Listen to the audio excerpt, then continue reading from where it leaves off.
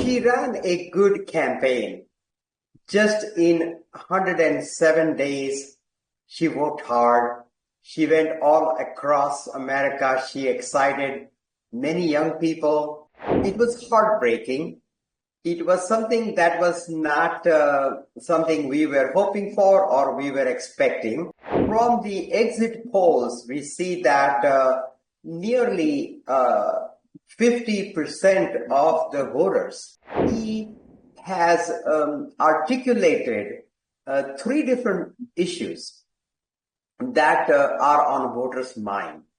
And voters saw that Donald Trump has understood their concerns. We gave Donald Trump a mandate because they saw Donald Trump as an agent of change. Congressman Thanedar, thank you so much for talking to me, and I appreciate your time. Now, Kamala Harris ended her presidential race with her concession speech at Harvard University following her loss to Republican opponent Donald Trump. Your key takeaways from that speech? Well, she ran a good campaign. Just in 107 days, she worked hard. She went all across America. She excited many young people. And she, did her best. And I think her speech was uplifting to people. Never give hope. As long as we keep fighting, this fight is not a short-lived fight. It's going to take a little bit, but we need to continue to fight, and we will eventually win. I think that was her message. She also showed a class by saying that she will help the transition. She was gracious enough to reach out to President-elect Trump. She showed what a good leader she is, and she fought a good fight. All right. Let's rewind a little bit and take you back. Not less than 24 hours ago, America began to get a sense of where the elections were really leaning. What were you thinking when the polls began to close and one by one, states turned red and very little blue? It was heartbreaking. It was something that was not something we were hoping for or we were expecting. But I do understand the voter sentiment. And it is time for Democrats, my party, to understand where the voters are coming from and what is it that the voters are saying and what have they said through their exercise of their voting rights. What have they said through the ballots? We need to really pay attention to that, and we need to do a lot of soul searching and introspecting to understand the voter sentiment and the message that the voters have sent it to us. Right. Now, who, according to you, are these voters, who gave President-elect Donald Trump this kind of a massive lead?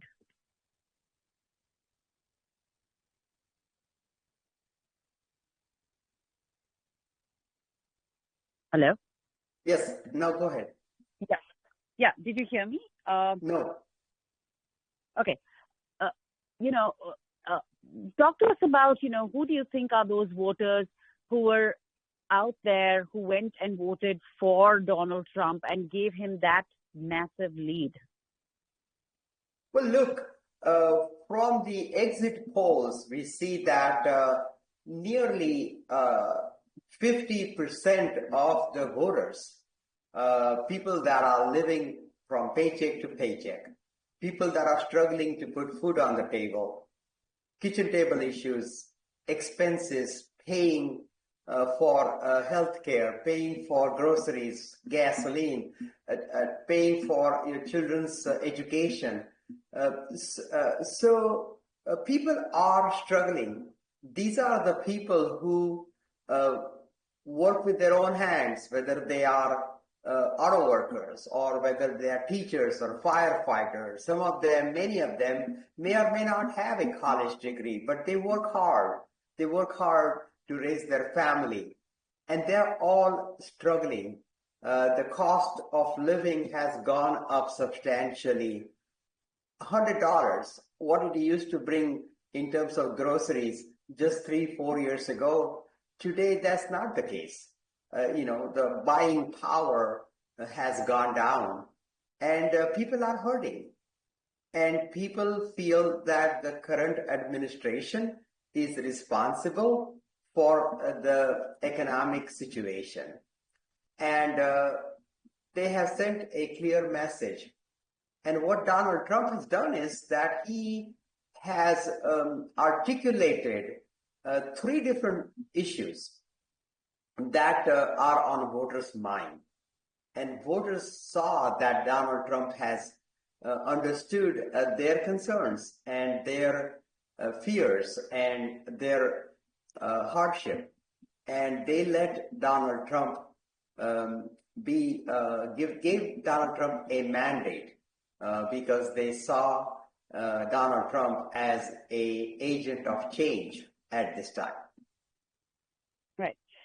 In your view, do you think an anti-incumbency, played any role here, or do you think that the Democratic Party something went amiss within the party, something that they overseed or overlooked, something that they ignored clearly? Well, look, the current economic problems, the price increases, the inflation, all of this came from the supply issues, largely originating from the COVID pandemic. And we have seen a rise of inflation across the world, but people are still hurting. And people, regardless of how you're going to reason it, people are hurting, and they held the current administration, Biden-Harris administration, responsible for the current economic issues and economic problems. And Trump talked about the cost of living. Trump talked about inflation, economic issues. And he also talked about the southern border and the chaos and migrants entering the United States illegally. And he also talked about the war in Ukraine, the war in Israel. So these are the issues that he correctly identified that are of concern to the voters. More than half of the voters are concerned about this. And when Donald Trump presented these problems, articulated these problems, people gravitated towards him because people are hurting and they want these problems solved. Right. What's the path forward for the Democrats with the House, the Senate, and soon the executive office? All would be controlled by the Republicans. Do you see any hope there? Yes. Look, Donald Trump has gotten a mandate from the people, but he has to deliver. Will he be able to deliver? Will he be able to make an impact on the inflation? What would he do with the price gouging by the corporations? How would he address that? How would will he provide enough border security, police, border agents? Will there be enough judges to handle the cases of asylum at the border? How would he deal with undocumented immigrants?